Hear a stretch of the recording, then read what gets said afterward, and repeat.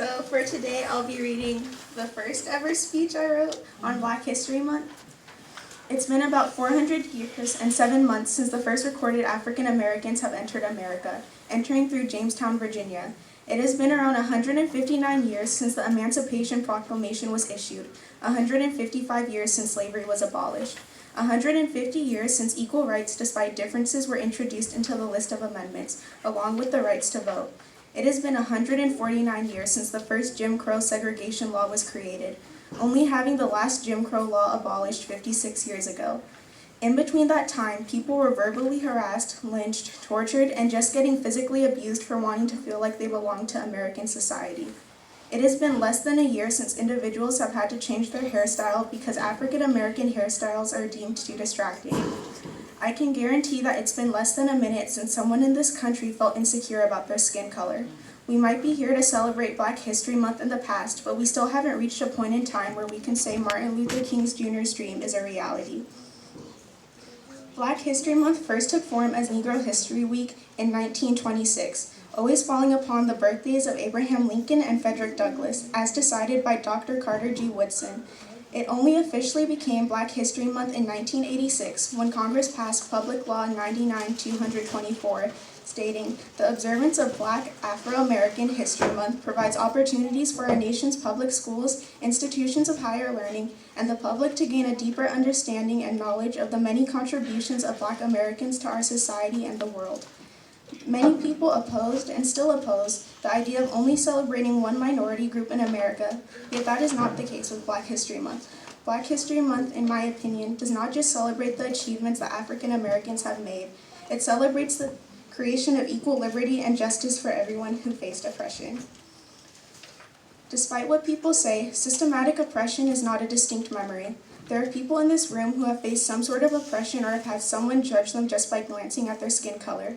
There's small things such as hair issues previously brought up or the random stoppings by police officers. Just because everyone is equal by law doesn't mean everyone is equal in the mind of society. A study was released asking a group of 13 to 17-year-olds of how many accounts of racial discrimination they have experienced over a 2-week period. The average was 5 accounts, and that's per day. There's more than 70 accounts over a time span as small as 2 weeks, and that's just for one person. 101 students experienced over 5,600 accounts of racial discrimination in February of 2019. About a year ago, children and teens who have grown up with laws defending the notion that we are all equal experienced over 5,600 accounts. These accounts ranging from seeing images online, being made fun of, or having people make jokes, teasing, unnecessary police intervention, racial profiling, assumptions of intellectual capacity, exclusion, and overall actions that led to a feeling of inferiority. These results were from minors who were unable to vote for themselves, individuals who have yet to make an impact on society and might never be able to, all because there's a stigma surrounding those with African American descent. Although these issues still occur, I don't wish to make it seem like we haven't done much to make progress. There are people who died in order to allow us to meet here and even speak about the horrendous actions that occurred. Individuals have given up their lives just to give us a chance.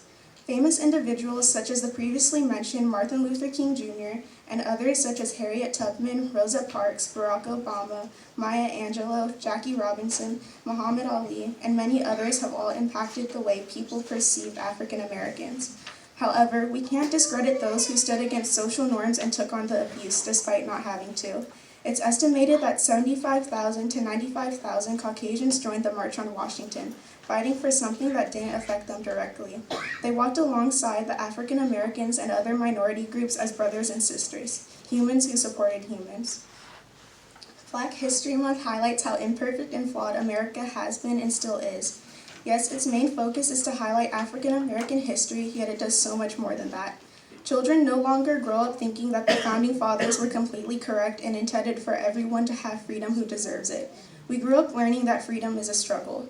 We grew up learning that American history isn't as perfect as people have previously tried to make it seem. We learned that our history and culture is one of struggle, perseverance, resilience, and pain. We learned to appreciate who we have become and what liberties we have, because even if we think these liberties are basic human rights that all humans should have, we weren't previously considered humans. Black History Month isn't just African American history, but it's the history of the United States, and let's continue making history.